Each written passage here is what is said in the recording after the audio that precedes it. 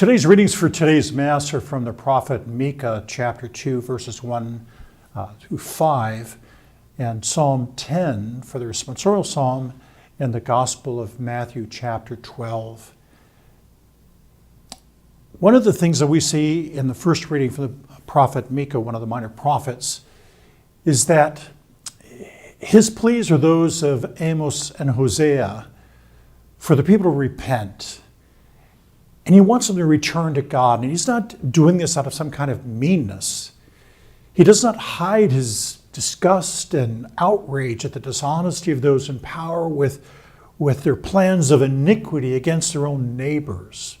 So he prophesies against them because our God will not let them succeed in their plans. Their plans will come to ruin. He'll take everything away from them. And in the end, they'll be mocked in contrast to God's will against the arrogant. And the responsorial psalm is so beautiful because it begs God not to forget the poor and his desire for justice. And the reading from the Gospel of Matthew has some profound truths that are very easy to gloss over. The passage begins in the Gospel of Matthew with the Pharisees who are enraged that Jesus healed a man on the Sabbath, and they're so outraged that they plan to kill him. And instead of Jesus confronting them directly, he moves away, and as he moves away out of the area, a number of people follow him on his journey. And the beautiful thing is that as he's moving along, these people are with him, he continues to heal the sick who are there.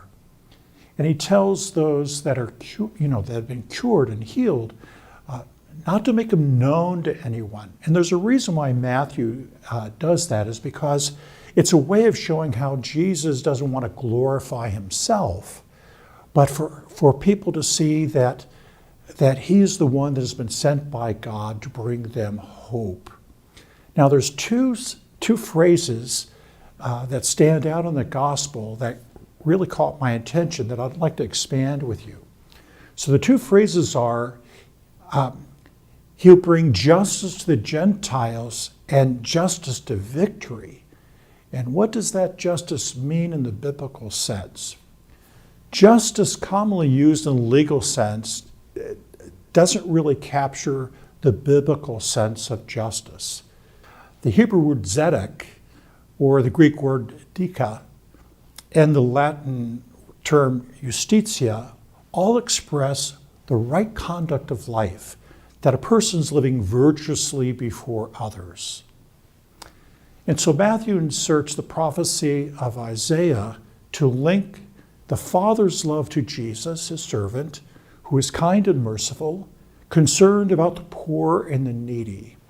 And Isaiah describes the suffering servant of God, the Messiah, as the one to bring them true justice of God, or if you want, God's righteousness, to heal the world through his humility and tenderness and compassion. By his righteousness, he'll be a source of hope, a hope of longing for salvation. So for you and me to follow Jesus, we must strive to live righteously, not to impress others, but to imitate the example of Jesus in all that we do, to offer hope and forgiveness to those who are seeking understanding. Tenderness and ultimately salvation is what we hope that they will see in us. And as I was reflecting on just this little understanding of righteousness and right living and living lives of virtue and such, one of the things that I really want to share with you is that the more righteous a person is, the more attractive they are.